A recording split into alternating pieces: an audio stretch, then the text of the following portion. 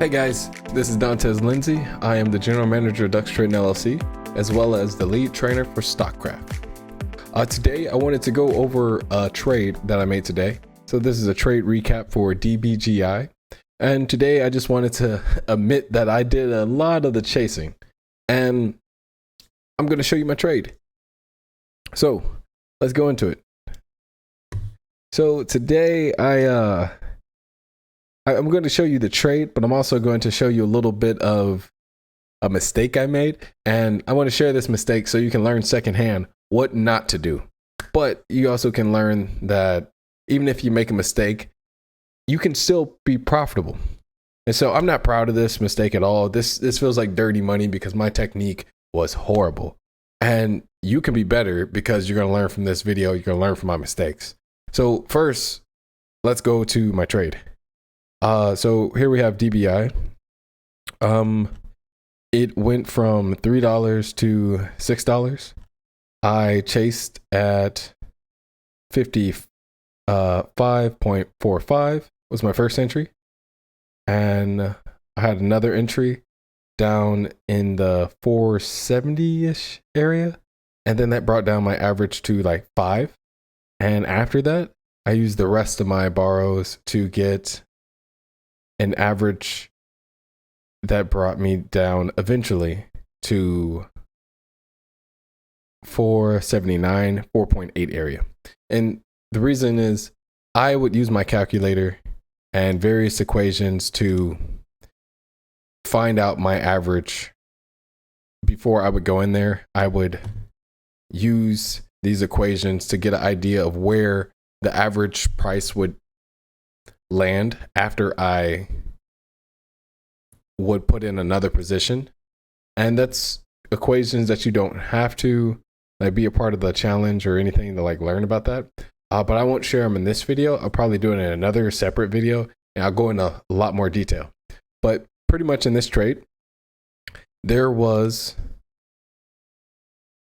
a lot of resistance at the 4.8 area. And those shorts, they kind of got squeezed a little bit. And this was actually supposed to go parabolic. But based off recent price action, we saw that it wasn't going to squeeze that high. And after the halt, that's where I pretty much chased inside.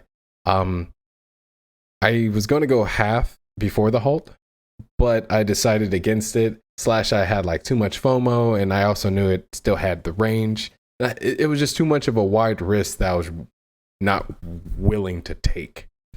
And so right now, I just want to show you that there is resistance within a year.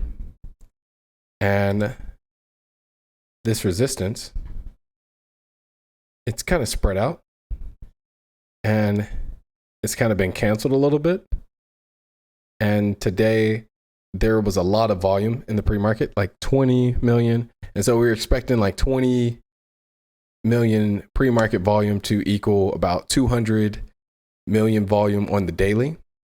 And then our early morning estimates actually put it closer to like 400 million. And we saw there was changes in the liquidity and like we shot our shot into the halt and we came out okay.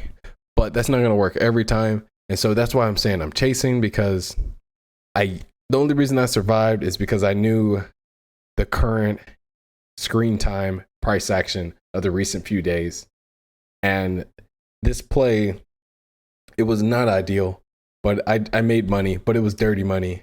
And I just wanted to show you that, you know, there's a large range of resistance here. And then some of it has been canceled, but I still made money, and you can make money too, as long as you stay disciplined to your rules. And even without following my rules, I made money. And I'm not trying to contradict myself. I just want to show you that there's mistakes that are made, and I'm just saying out loud what my mistakes are. And so let me pull up my chart for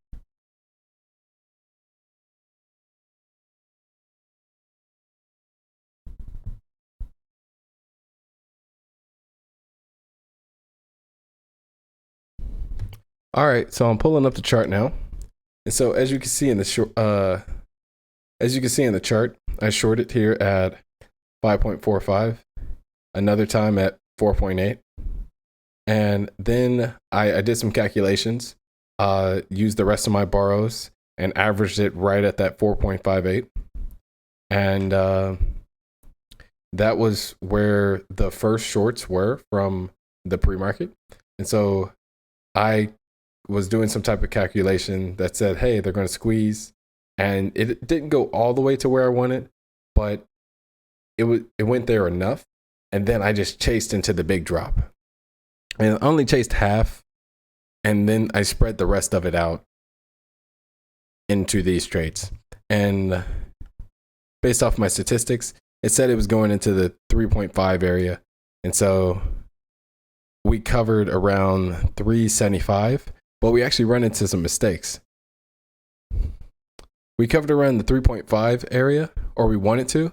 We actually covered around 3.75. And I ran into a few mistakes that I think you'll appreciate to know about. And I'll show them in the video.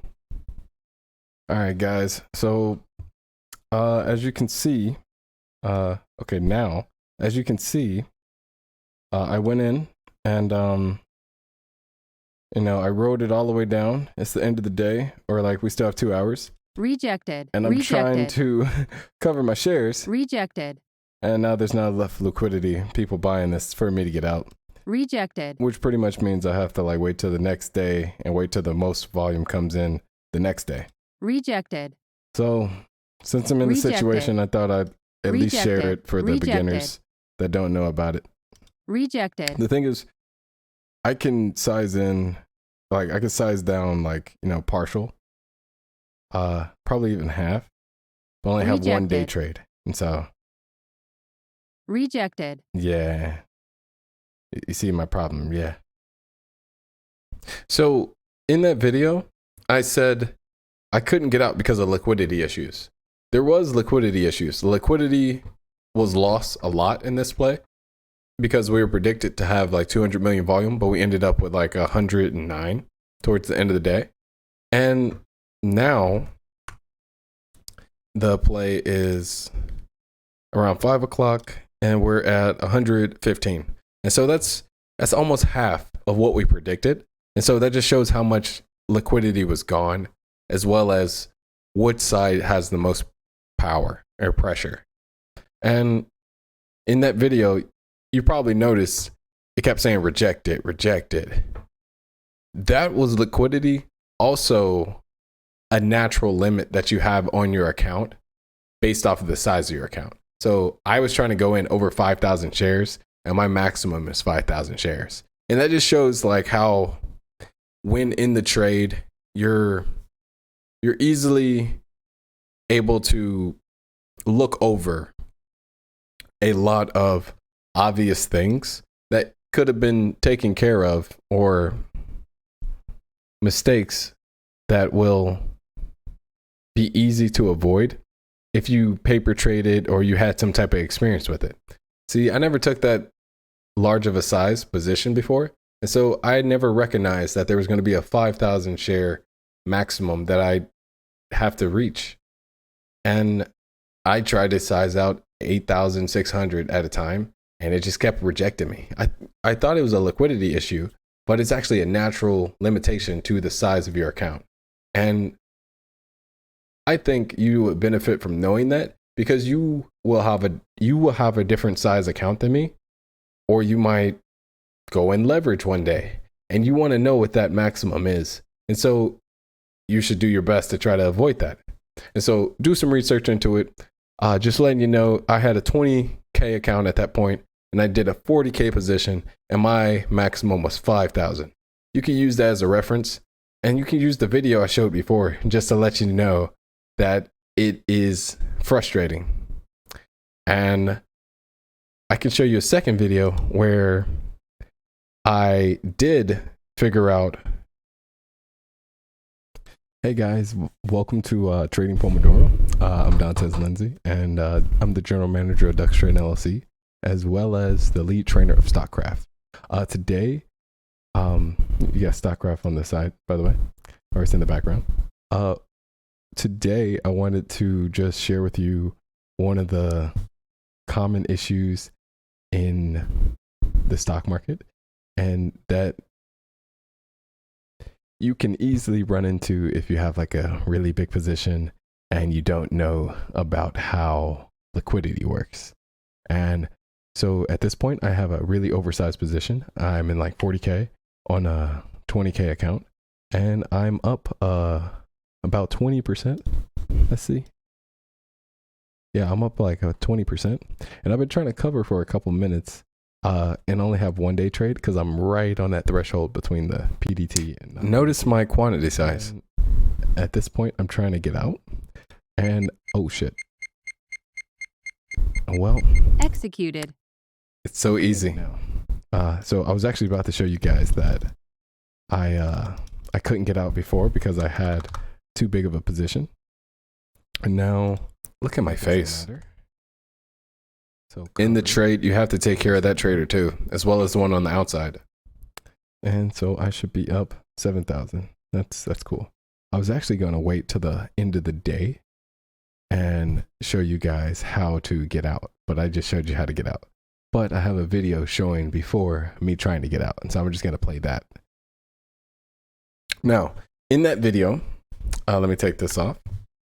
In that video, you saw that I was emotionally unstable, and that is something that every trader is going to have to learn how to deal with. There was a lot of things that could have been avoided if I just had the patience to double check and the preparation to know about those little things beforehand. And now that you know, you won't fall into that same mistake. And if you are a person that already knows about that, no, kudos to you. But I'm just here to help out the beginners. And I think this was a healthy mistake, and I still came up profitable. It's just I left some money on the table, and I'm really upset about that. But it's okay, because there's always going to be a trade the next day.